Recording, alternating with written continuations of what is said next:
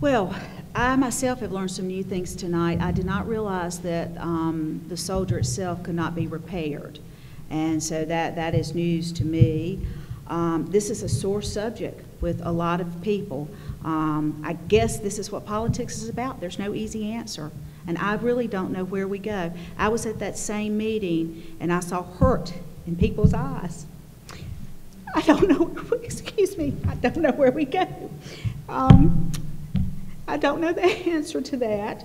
However, it is a part of my heritage. I grew up in history, learning about that, and I do remember, and I can't think of the young man's name, but it's Mr. Slade that used to have a business on Gilmore Street, and he said that maybe one of the best places to move it was, and I'll have to get the yardage or feet or whatever, was to move it pretty much in front of City Hall. And it would still be a part of Reidsville, but yet it would not be right in the center of the road where people could see it.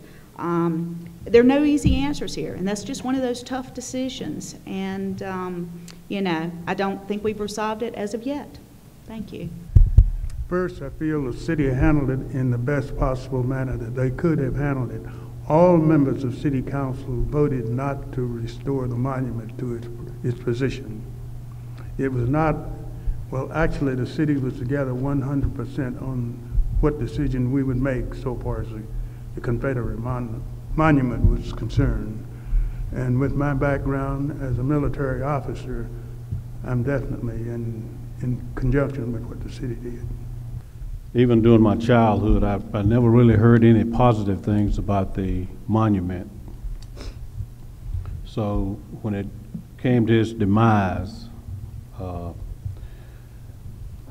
had 2 or 3 things in mind. Perhaps it'll go back, and then perhaps it may not go back. And if it were to go back, I did not want to see any city taxpayers' money being used to do so. No vote was taken.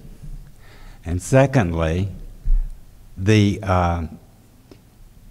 was determined that the city of Reidsville does not own the statue.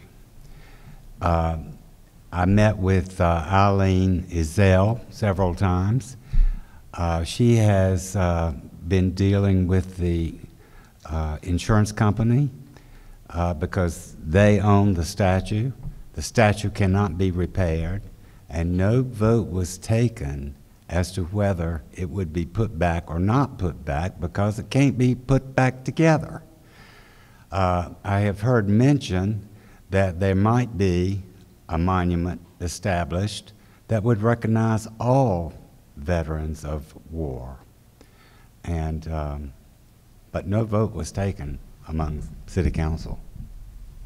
It's easy for me to fit in the shoes of an African American, so I can understand how some of the African Americans feel. But even placing myself in the shoes of others, I can see where maybe that can be a historical significance to them. And so what I say is let's reason together.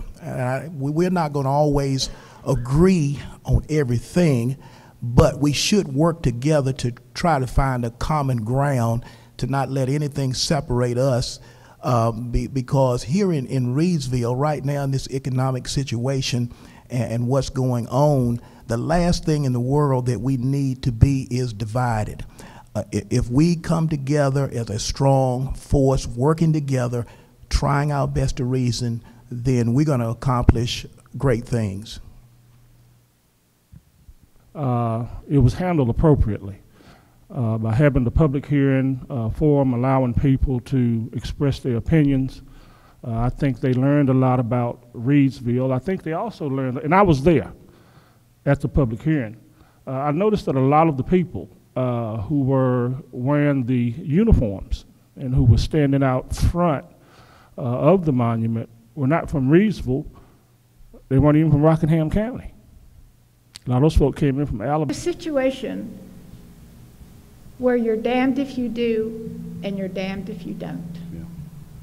And that's the best way. And I can honestly sit here and say that there have been many sleepless nights and many telephone calls and many letters and that some of the telephone calls that came through were unpleasant and threatening.